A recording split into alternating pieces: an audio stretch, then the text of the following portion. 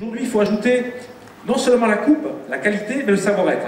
C'est-à-dire que les clients vous achètent à vous. Ils n'achètent rien d'autre que vous d'abord et après la coupe. Ce qui est important là-dedans, c'est bien sûr d'arriver à couper vite pour placer la consultation et surtout arriver à placer un peu le théâtre qu'il faut faire autour de façon à ce que le client achète. N'attendez pas après nous pour vous faire de l'avant-garde ou des choses qui font rêver.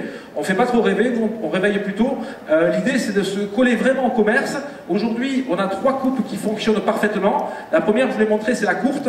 En fait ces coupes qui sont un peu courtes dessous, un peu longues dessus, c'est très commercial, c'est très facile à laisser pousser et à finalement à recoiffer. Donc elle est très demandée. Là je vais faire ce qu'on appelle un carré assez simplex. Bien entendu il y a un petit secret derrière tout ça pour donner très peu de coups de ciseaux, c'est que les cheveux ont été pré-texturisés avant, c'est le petit secret. On prépare d'abord la texture, ça ne se voit pas à l'œil nu bien sûr, et quand je vais couper, ça va éviter de faire ce triangle en fait, ça va rester vraiment dans le sens. Le tout c'est d'utiliser le bon outil pour arriver à avoir la bonne texture. Évidemment les coupes aujourd'hui sont à longue durée, c'est-à-dire qu'en fait si elles ne passent pas les 4 mois, ben, c'est qu'on a raté le coup.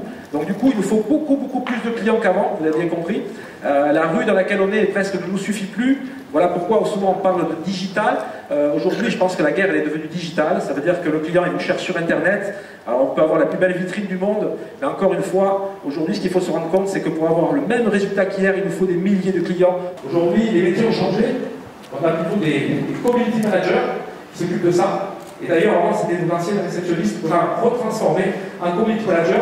Pourquoi? Ben parce que déjà, on se retrouve avec la moitié de nos rendez-vous ne passe plus par nous, ne passe que par nos e-booking. Donc du coup, nos réceptionnistes ont changé leur rôle de travail.